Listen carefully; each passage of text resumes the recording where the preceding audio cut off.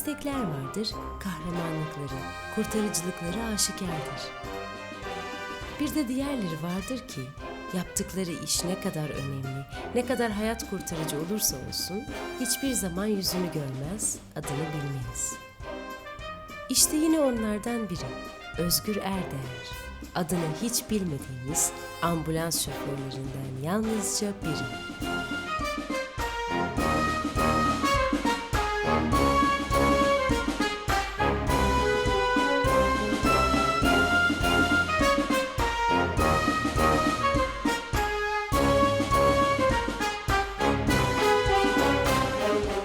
İsmim Özgür Erdeğer, Çanakkale, 1983 doğumluyum. Evliyim. Yaklaşıktır da 9 yıldır falan ambulans şoförlüğü yapıyorum. 3 yıldır da 112'de çalışıyorum.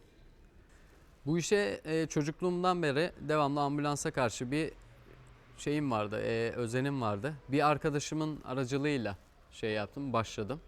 Ambulans şoförü olabilmek için gerekli eğitimlerden geçmemiz lazım bu konuyla ilgili. Sonuçta herkes ambulans şoförü olamıyor.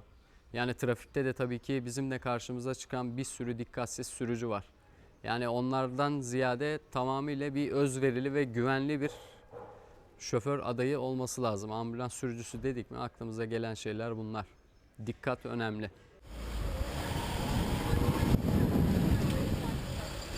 Hadi ileri, hadi oğlum, hadi. Tamamıyla bir dikkat gerektiren bir iş. Vakalara gidişler olsun, dönüşler olsun tabii ki özen gösteren bir iş. Yani en ufak bir hatayı dahi kabul etmeyen bir iş. Zaten bunun eğitimlerini de zaman zaman bize bu eğitimler veriliyor. Bu şekilde de görevimizi devam ettiriyoruz. Şimdi eğitimlerimiz ilk başta olmak üzere ilk yardım eğitimleri. Bunlar yazılı ve uygulama aşaması ile birlikte olan sınavlar. Biz bu testlerden geçiyoruz. Daha sonrasında da güvenli sürüş, desantif güvenli sürüş ve ileri sürüş eğitimleri alıyoruz. Bu emniyet olsun vesaire olsun bunun bir alanlarında bu eğitimleri gerçekleştiriyoruz. Tekrardan sınava tabi oluyoruz. İşte psikoteknik değerlendirme kurslarına falan da gidiyoruz. Bu şekilde bu sertifikalara sahip olduktan sonra belirli aşamalardan geçerek ambulans sürücülüğü görevine geçiyoruz. Tamamıyla özgüven diyeyim ben. Tamamıyla özgüven. Buna bağlı yani. Dikkat ve özgüven. Ambulans şoförünün olmazsa olmazlarından 2 maddesi diyeyim ben size. Ama en başta olmak üzere tabii.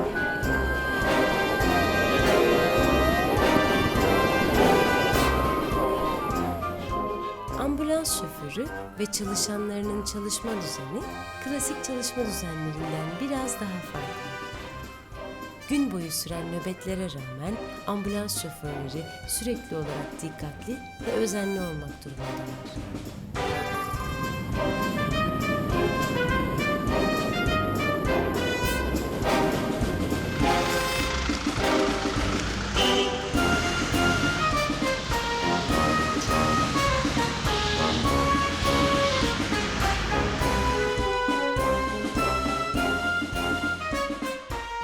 Sabah ilk 7 gibi 7 sularında biz evden çıkış yapıyoruz görevimize almak üzere. Yeri geliyor kahvaltımızı yapıyoruz veya yapmıyoruz istasyonumuzda yapıyoruz kahvaltıyı. Saat 8'de bizim personel çevrim dediğimiz bir konu var. Telsizden işte personellerin yoklaması tarzında bir şey. Bunlar alınıyor. Sonra görevimiz başlıyor bu şekilde. Gün içinde de vakalarımız oluyor. Yaklaşık yani rakam vermeyeyim gerçi de. Gün içinde vakalarımızı yapıyoruz. Ondan sonra 24 saatlik bir çalışma sistemiyle biz görev icra ediyoruz. 24 saatin sonunda yani bir ertesi gün sabah 8'de de yeni gelen ekibimize bu şekilde günümüzü eksiksiz bir şekilde teslim ediyoruz. Onlar da daha sonrasında görevlerine devam ediyor. 24 saatlik nöbetimizin sonucunda çalışma sistemimiz olarak 3 günlük bizim yasal nöbet grubumuz var. Yani 3 gün izin yapıyoruz. 4. gün tekrar işe geliyoruz. 4 günde bir iş olarak bu şekilde değerlendiriliyor.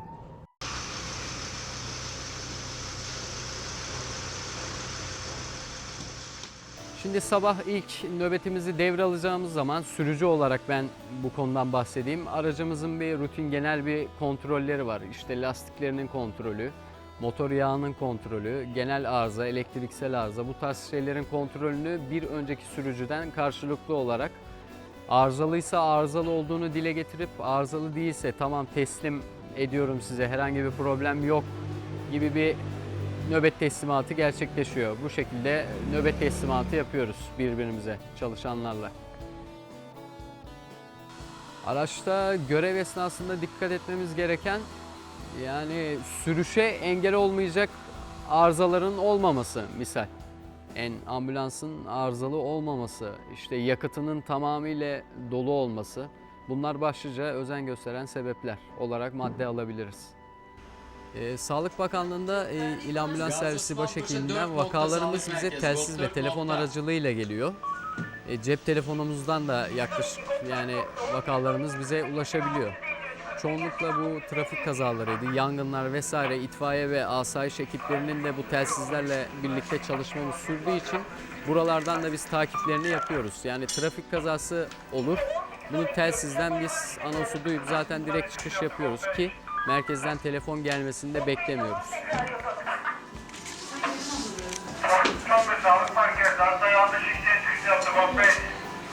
Hangi hasta yakınına sorarsanız sorun, mutlaka ambulansın geç gelmesinden şikayet edecektir. Peki ambulanslar neden geç kalır? İstanbul'un en dikkatli ve en hızlı ambulans şoförü Özgür Bey'e sorduk. Turuncu çantayı alabilirsiniz. Şimdi bu ambulanslarımızın geç kalma durumları merkez tarafından bize vakalarımız veriliyor. Fakat geç kalma durumları bazen zaman zaman söz konusu olabiliyor. Bu da doğal olarak 112 acil yardım hattının boş yere meşgul edilmesinden kaynaklanıyor. Vatandaşlarımızın bu konuda duyarsız olmaları buna bir en büyük etken olarak düşünüyorum. Şimdi vakalara biz en kısa sürede ulaşmaya çalışıyoruz. Yani elimizden geldiği kadar da yardımcı olmaya vatandaşlarımıza çalışıyoruz, özeni gösteriyoruz. Sanmasınlar ki hani biz bu konuda gevşek davranıyoruz falan. Vatandaşların aklına bu şekilde bir his kesinlikle gelmesin. Biz vakalara müdahale ederken kendi yakınımızmışçasına biz bu şekilde hareket ediyoruz. Akıllarında bir soru işareti kalmalarına gerek yok. İşte bize deniliyor, işte geç geldiniz vesaire oldu falan. Bu şekilde şeylerle karşı karşıya kaldığımızda gerekli şekilde açıklamalar yapılıyor kendilerine, hasta yakınlarına. Ki bize diyorlar ya kardeşim geç geldin işte hastanız ölüyor vesaire. Biz bu konuda şey yapıyoruz. Vakalarımızı zaten vaka çıkışlarında bir saat kaydımız var. Vakaya çıkarken saatimizi vaka formlarımıza işliyoruz. Adrese vardığımız zaman vaka formuna tekrar bir saat yazılıyor. Adresten ayrılırken tekrardan bir saatimiz var, bu yazılıyor. Vaka çıkış saatiyle adrese varış saatimizi vatandaşımız eğer ki anlamıyorsa bu en kısa süre olan zamanı kendisine detaylı bir şekilde belge olarak gösteriyoruz.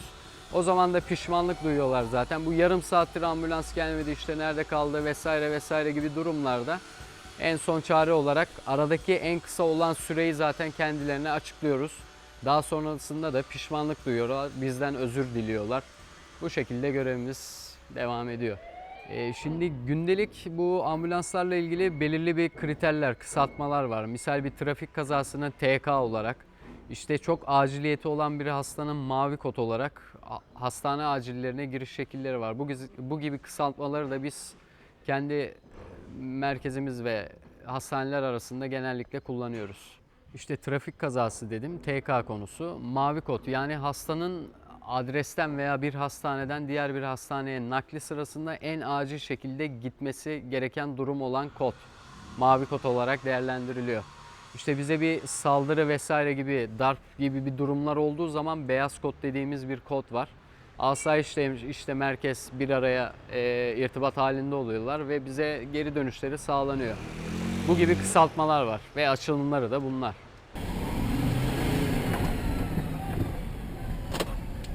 Gazi Osman Paşa 4, GOP 4 11 Sultan Çiftliği devlette beklemede GOP 4. X konusu biz ölü yani hayatını sonlandırmış, ölümü gerçekleşmiş kişiye Biz X diye bu şekilde tıpta bu şekilde kullanılıyor ve X olarak değerlendiriliyor. Gazi Osman Paşa 4, adres 4. Bu gibi kısaltmalar tabii ki sonucunda bizim işlerimizi hızlandırıyor ve birbirimizi anlamamız açısından da çok güzel bir şekilde yardımları oluyor. Hasta veya hasta yakını 112'yi aradığında direkt iletişim kurduğu birim ambulanslar olmuyor. Sağlık Bakanlığı'na bağlı çağrı merkezlerine yönlendirilen çağrılar, çağrının geldiği en yakın birimlere aktarılarak ambulansın o noktaya en hızlı şekilde ulaşması sağlanıyor.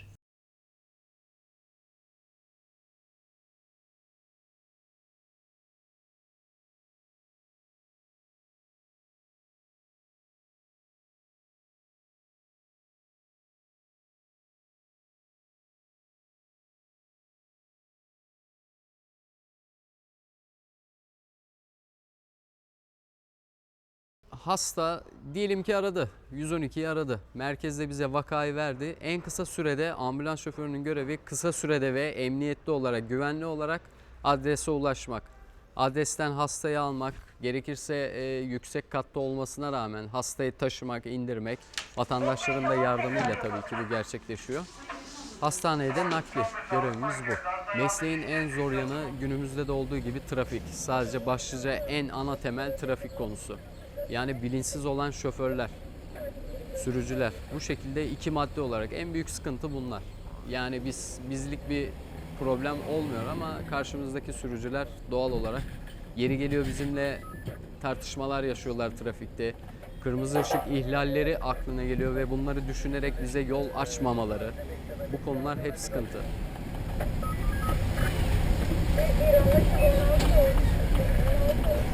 Şimdi bu iş içerisinde tabii ki sonuçta sağlık sektöründe biz de görev yapıyoruz. Yeri geliyor ne diyeyim böyle sağlık problemi yüksek olan hastalar da tabii ki bize denk geliyorlar. İşte bunlardan korunma amaçlı ne bileyim bir hepatit bile olabilir yani. Aşılarımız düzenli olarak, tahlillerimiz, akciğer grafilerimiz düzenli olarak Sağlık Bakanlığı tarafından taramalarımız yapılıyor. Fiziksel rahatsızlıklarımız yani sonuçta bizde yeri geliyor ağır hastalar işte vesaire yani bir kuyudan bile bir hasta çıkarma işlemini itfaiyeye bile yardımcı olduğumuz zamanlar dönemler olabiliyor. Bu da tabii sonucunda sağlık açısından bir bel fıtığına sebep oluyor, boyun ağrılarına sebep olabiliyor. Uyku düzeni bu ağrılara bağlı düzensizleşiyor.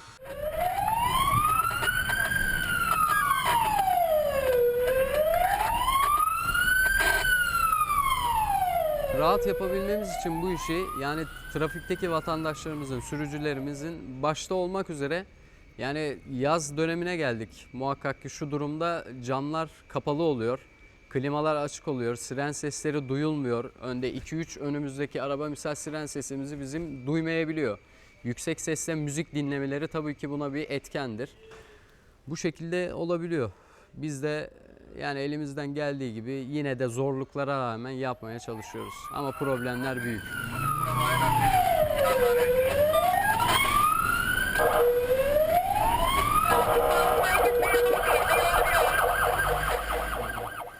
Bir gün merkez tarafından bize bir vaka verildi. Biz de vakamıza çıkış yaptık.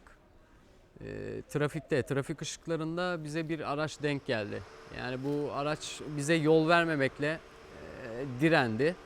Şimdi vatandaşların da şöyle bir düşüncesi var. Yani bu ambulansa yol verme açısı acaba ben ışıktan geçsem bana ceza gelir mi konusu. Ki böyle bir şey zaten ilgili mercihler de bu şekilde açıklamaları aslında yapıyorlar ama vatandaşlarımız yine duyarsız. Biz bu yine yol vermedi bana arkadaş. Biz adrese gittik. Tekrar benimle arkamdan takip etti vesaire işte. Gittiğimiz yönde ikisi de aynı. Ben bu aracı tabii ki fark ediyorum. Arkamdan takip ediyor falan. Vatandaş evine gidiyormuş. Biz de bunu doğal olarak bilemiyoruz tabii ki. Gittik biz. Vakaya müdahale için arkadaşlarım yukarıya çıktılar. Daha sonrasında benden gerekli olan malzemeleri istediler. Biz çıktık. Fakat şöyle bir durumla karşı karşıya geldik.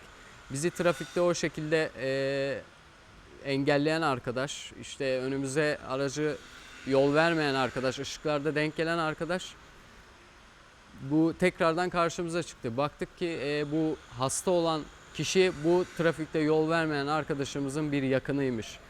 Bunları engellemek açısından yani siz olun, ambulansa muhakkak yol verin.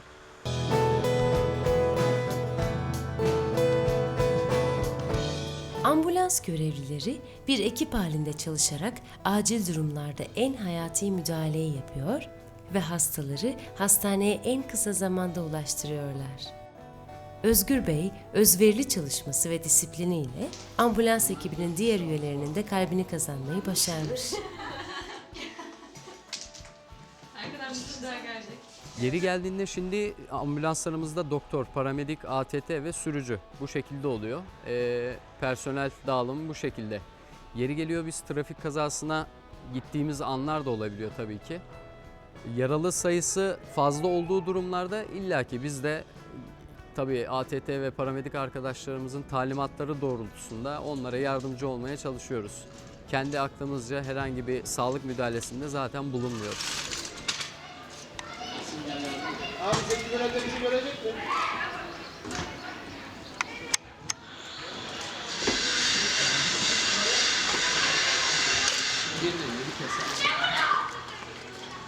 ATT acil tıp teknisyeni, sağlık meslek lisesinden mezun olmuş ve bu okulu bitirmiş olan kişiler bu şekilde acil tıp teknisyenliğine, görevine icra ediyorlar.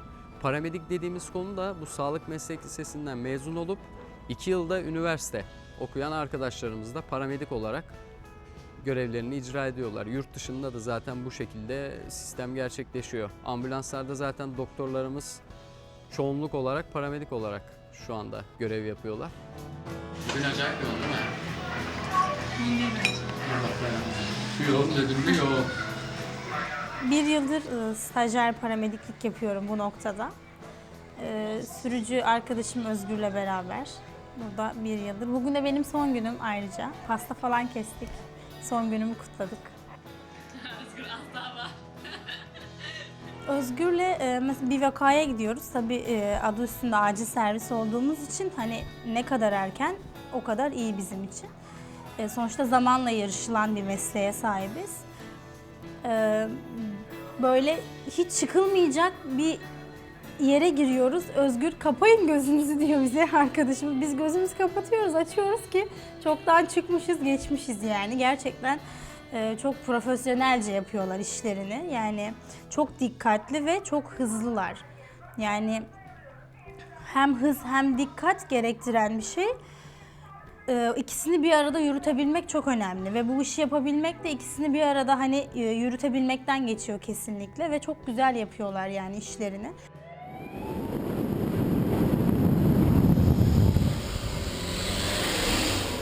Hadi dayı hadi. Hadi geç. Ya buraya niye geliyorsun? Şuraya gitsene.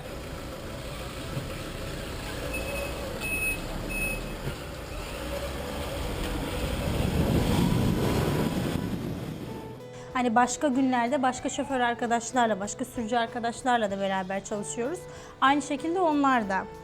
Yani birçok hani kazalar oluyor, sürücüden kaynaklanıyor diyorlar ama tamamen hani sürücünün bir eksikliğinden olduğunu düşünmüyorum ben 112 servislerinde. Tamamen hız ve direksiyon kontrolünün kaybedilmesiyle ilgili bir şey. Yoksa dikkatsizlik kesinlikle düşünmüyorum. Çünkü ben hep gözlemliyorum. Hani yeni başladığım için, stajyer olduğum için herkesin her hareketini gözlemliyorum gerçekten. Çok dikkat gerektiren bir iş ve gerçekten çok dikkatle yapıyorlar. Yani çok başarılılar.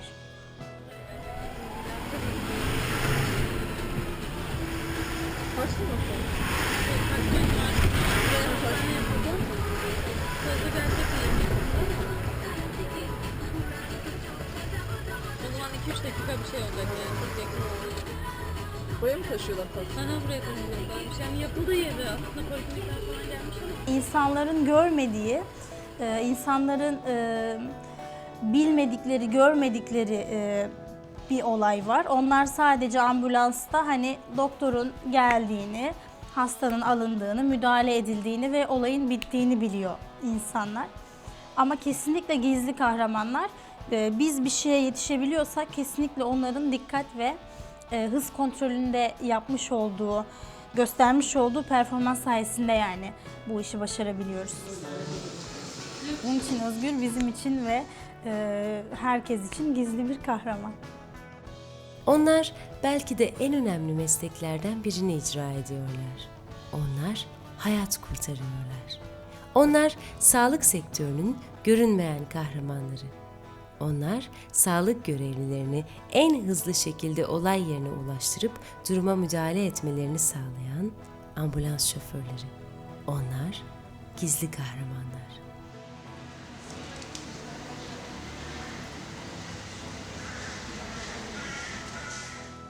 Doktorun bir zaten ünvanı var, doktordur. Paramedik arkadaşımız paramediklik, sağlıkla ilgili olan kısım. Fakat bu işin en zoru olan kısım, yani ambulans şoförlüğünün tamamıyla bir özverili iş olduğu ve biz de bunun bilincindeyiz. Görevimizi en iyi şekilde yapmaya çaba gösteriyoruz.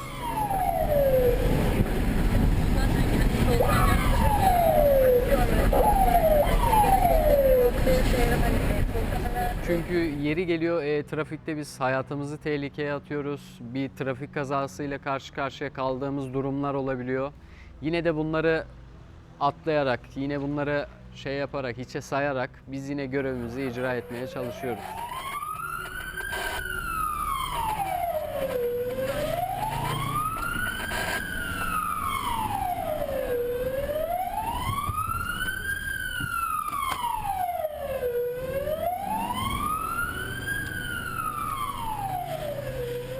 İnsanlardan beklentilerimiz tamamıyla bu sağlık görevlilerine ve ambulans ekiplerine olsun. Zaten diğer vatandaşın diğer bir vatandaşa da saygılı olması, biraz özverili olması ve trafikte tamamen bu tarz acil geçiş üstünlüğü olan araçlara biraz daha duyarlı olmalarını istiyoruz. İnsanlara, vatandaşlarımıza yardım ettiğim için, yani bu konuyu ambulans olarak hizmeti verdiğim için ben kendimle gurur duyuyorum.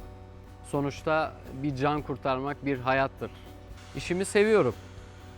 Bu görevimi icra ederken bana destek olan eşime çok teşekkür ediyorum. Zorlu şartlar altında çalışıyoruz ve gerekli her şekilde ruhsal ve bedenen bana yardımcı olduğu için kendisine teşekkür ediyorum.